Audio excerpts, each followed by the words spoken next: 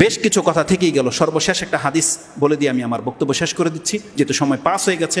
আল্লাহ বলছেন, কে আছে যারা নাজাত পেতে চায়? যতগুলো মর্যাদার কথা বলেছি তার মধ্যে যে হাদিসটা আমি আপনার কাছে পাঠ করেছি, শুধু ওই হাদিসটাকে আমি ট্রান্সলেট করে দিই।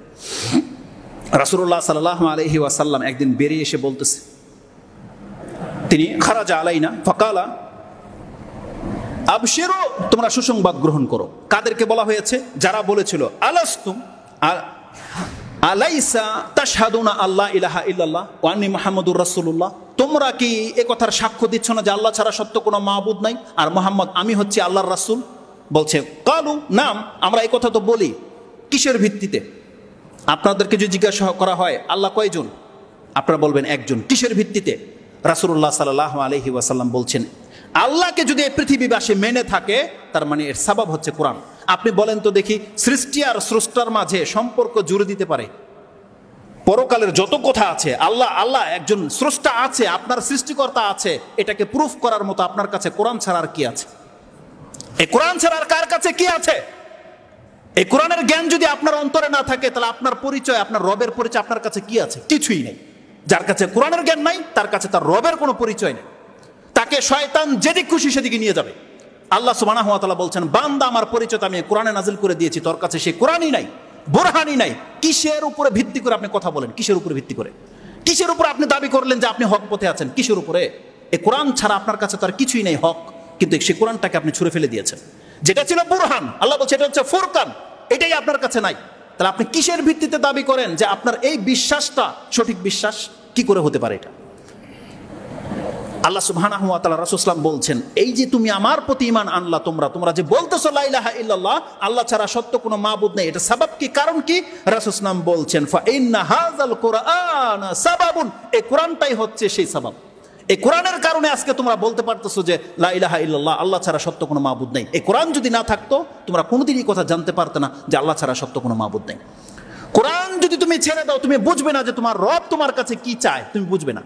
তারপর রাসূল সাল্লাল্লাহু আলাইহি ওয়াসাল্লাম বলতেছেন, ফাইন্না হাযাল কুরআনা সাবাবুন, তারপরে বলছেন রাসূল সাল্লাল্লাহু আলাইহি ওয়াসাল্লাম কোরআনের পরিচয় দিচ্ছে, তোমরা তো সেটাকে শুধু কোরআন হিসেবে গ্রহণ করেছো, এটা মরার সময় তোমাদের কাজে লাগে, জারফুকে কাজে লাগে, তোমরা এটাতে নেকির ক্ষেত্রে, ওই হেফজ করার ক্ষেত্রে কাজে লাগে। কিন্তু জানো এই কোরআনটা কি?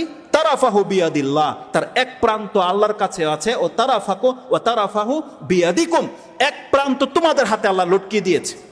কোরআনের একটা মাথাকে আল্লাহ ধরে রেখেছে, আরেকটা মাথা পুরো জমিনের মধ্যে ছেড়ে দিয়েছে।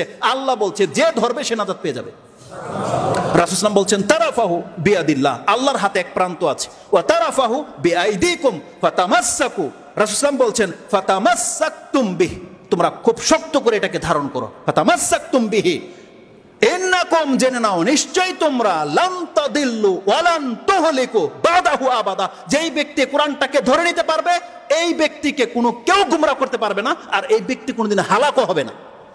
রাসূল সাল্লাল্লাহু আলাইহি ওয়াসাল্লাম বলছেন, যেই ব্যক্তি কোরআনটাকে ধরে নিতে পারবে, তোমাদের মধ্যে যারা কোরআনটাকে ধরে নিয়েছো, তুমি সুসংবাদ গ্রহণ করো, তোমাকে কেউ গুমরাহ করতে পারবে না, আর তোমাকে কেউ হালাকও করতে পারবে না, তুমি কোনোদিন হালাক হবে না। এটা আল্লাহ আমাদেরকে সুসংবাদ দিচ্ছে। আবশিরু, কি আবশিরু? বলছে তামাসসাকতুম বিহি, তোমরা এটাকে শক্ত করে ধরো, তাহলে তোমরা গুমরাহ হবে না। তার মানে আজকে যাদের কাছে কোরআনের জ্ঞান নাই তারা গুমরাহ হয়ে গেছে, শয়তান তাদেরকে নিয়ে চলে গেছে। কিন্তু যারা কোরআনের উপরে থেকে কথা বলে, আল্লাহর ওহীর উপরে ভিত্তি করে কথা বলে, আল্লাহ রাসূল সাল্লাল্লাহু আলাইহি ওয়াসাল্লাম সুসংবাদ দিয়েছে, এরা প্রত্যেকটা লোক হকের পথে আছে, তারা গুমরাহ নয়। আর কিয়ামতের মাঠে আল্লাহ বলছেন, ওয়ালান তুহলিকু বাদাহু আবাদা, এই কোরআনের উপরে মরতে পারলে তুমি কোনোদিন ধ্বংস হবে না। এই হাদিসটাকে কোথায় কোট করা হয়েছে? ইবনে হিব্বান 122 এনেছেন, এবং বাজ্জারে রয়েছে 3421, সিলসিলাতুল আহাদিস সাহিহার মধ্যে নাসিরউদ্দিন আলবানী 713 এনেছেন, এবং সাহিহ তারগিব ওয়া তারহিবের মধ্যে হাদিসটা আপনি 38 পেয়ে যাবেন। এটা হচ্ছে সেই কোরআনের মর্যাদা। এটা একটা বলেছি যে আপনাকে নাজাত, এটা টেনে আপনাকে জান্নাতের দিকে নিয়ে যাবে।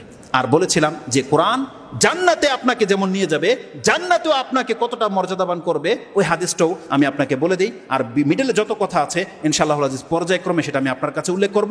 আনাস রাদিয়াল্লাহু তাআলা তিনি বলছেন, ইন্না লিল্লাহি, সুবহানাল্লাহ, আরেকটা হাদিস বেরিয়ে গেছে, ওটা বলবো না। যেটা বলেছিলাম যে আমরা যারা কোরআনের সাথী তারা হলো আল্লাহর পরিবার, এটা আমরা পরবর্তী খুতবার জন্য রেখে দিলাম। রাসূল সাল্লাল্লাহু আলাইহি ওয়াসাল্লাম বলছেন, কিয়ামতের মাঠে যখন জান্নাতীকে জান্নাতে ঘোষণা করে দেয়া হবে, তখন কার মর্যাদা কোথায় হবে আল্লাহ সুবহানাহু ওয়া তাআলা নির্ণয় করার জন্য কোরআনকে নিয়ে আসবে। কোরআনকে নিয়ে আসা হবে এবং প্রত্যেক ব্যক্তিকে একটা আল্লাহর পক্ষ থেকে এলান করে দেওয়া হবে। কি বলা হবে? ইকরা ওয়ারতাকে, এবার তুমি কোরআন পড়ো আর চড়ো, দেখি তুমি কোথায় উঠতে পারো।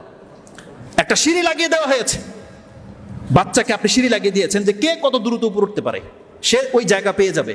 আল্লাহ সুবহানাহু ওয়া তাআলা জান্নাতীদেরকে জান্নাতে ঢুকিয়ে দিয়ে বলবে, ইকরা ওয়ারতাকে, পড়ো আর চড়ো।